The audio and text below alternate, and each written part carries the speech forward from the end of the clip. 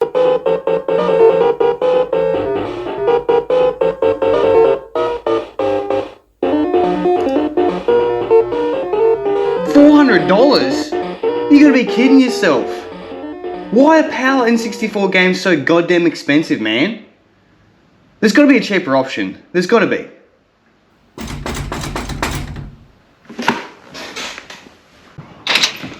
Oh! Introducing the Hyperkin Hyperconvert. Now this add-on will let you bypass PAL, NTSC and Japanese N64 cartridges on any region console and retail for about 35 Australian dollars. Let's have a look.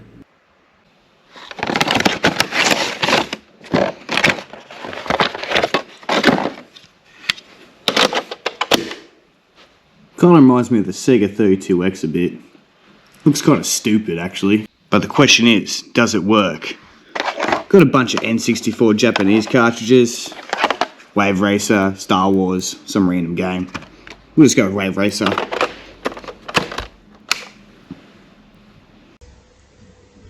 Okay. Maybe a bad choice of game. We'll try Star Wars.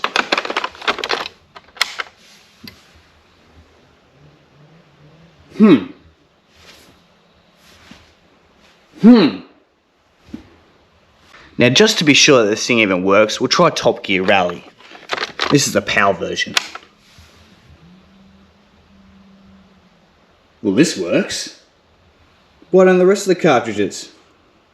Hyperkin will give you one last chance. Now all these games have been cleaned and tested, so it's not the game's fault. What a piece of crap. Looks like it's back to the drawing board. What's this? Introducing the Nintendo 64 region-free cartridge slot tray NTSC PAL N64 3D printed replacement. This is just a bit of plastic, but does it work? So for this thing to work, you will need to modify your console. You got yourself 6 screws to undo. You'll need a 4.5mm game bit driver. These can be found on eBay for about $5. Pretty cheap. As you can see, got the console split in half. Got our new piece to go in. Need 2 Phillips head screws there. Let's do it. Alright, got the console back together. Fingers crossed that this thing actually works. This better work. Motherfucker! So apparently that plastic insert will only allow the console to play PAL Region B games, such as Italy, Germany, and the rest of Europe? Okay. The only other option we have is the N64 Passport Plus, but as you can see, it costs a fortune and it's a bit of a hit and a miss. You know, I'm pretty sure I've got a Japanese N64 laying around here somewhere. Give me 1 second.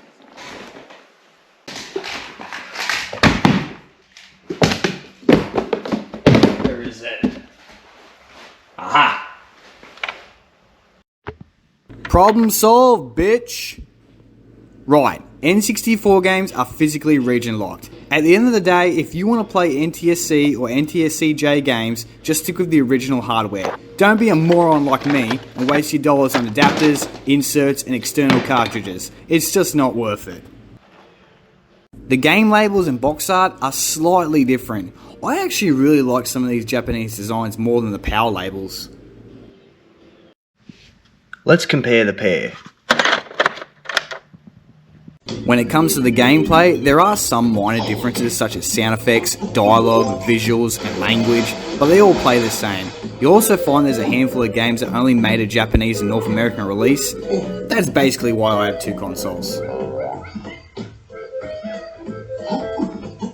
Now I did forget to mention, you do have to change your power supply from 100 volt to 240. So if you go on eBay, you better pick one of these up for about 30 bucks. This is the way to go, retro sales.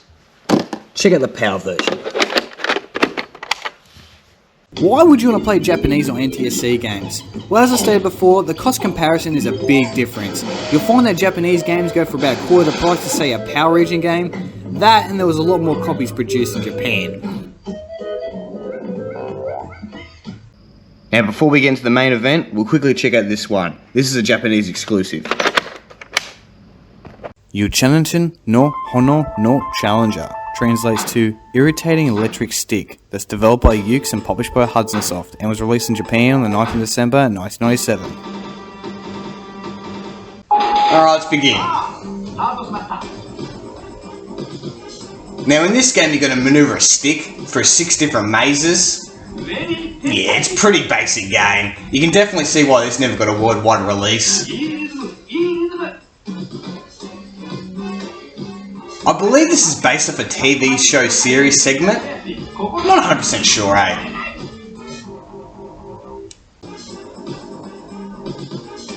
I don't know, Japanese people must really like their puzzle games, eh? Not for me though. Ugh. This is the Voice Recognition Unit, or VRU for short, and this will allow us to chat and interact with whatever's on screen via microphone. Now this never made a European release, it's only compatible with 2 games, ntsc-j and... Hey You, Pikachu is a pet simulation single-player game that's developed by Umbrella and published by Nintendo and was released for the N64 on the 12th of December 1998 for Japan, the 30th of October 2000 for North America, and unfortunately never made a release for Europe and Australia. The game has a player testing a new device at Professor Oak's laboratory, where the Pokey Helper befriends a creature named Pikachu, where he or she must perform activities on different days such as eating, playing, and going fishing. The game received a 57 out of 100 Metacritic score and was runner-up for the Console Family Game of the Year at the Academy of Interactive Arts and Science. Let's check it out.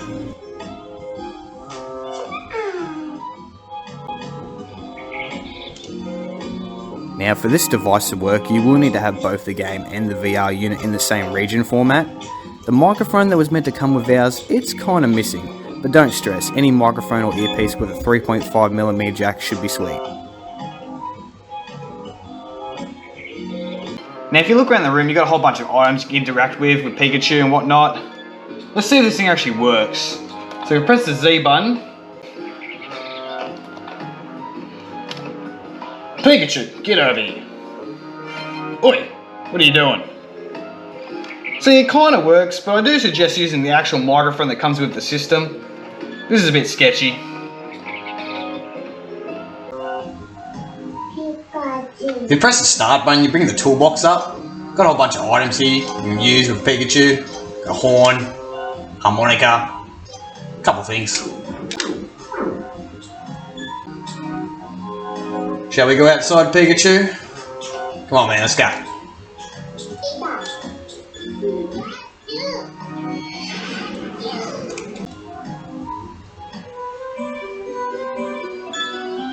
Alright. Where does this take us?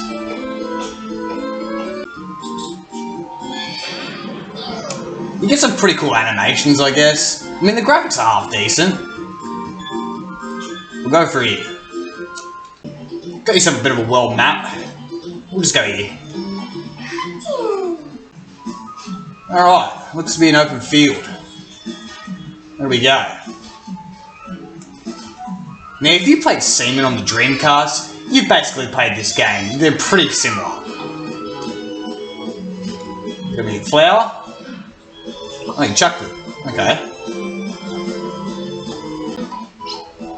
So I'm not 100% what voice recognition actually activates Pikachu's movements and whatnot, but yeah, we'll just do some stuff.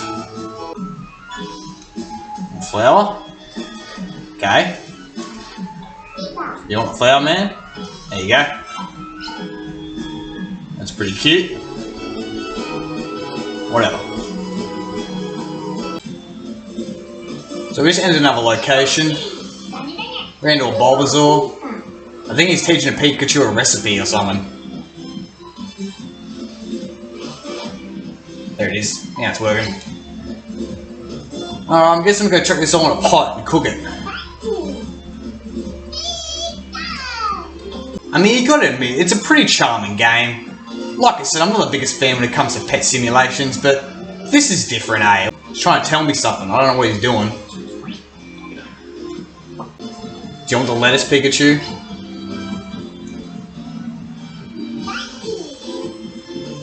I believe the other game, ntsc-j, is a train driving simulator.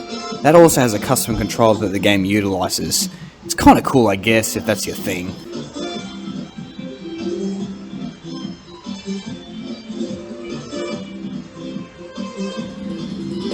Now in Hyperkin's defense, this add-on will allow Japanese consoles to play North American games and vice versa. But at the end of the day, just buy the real deal.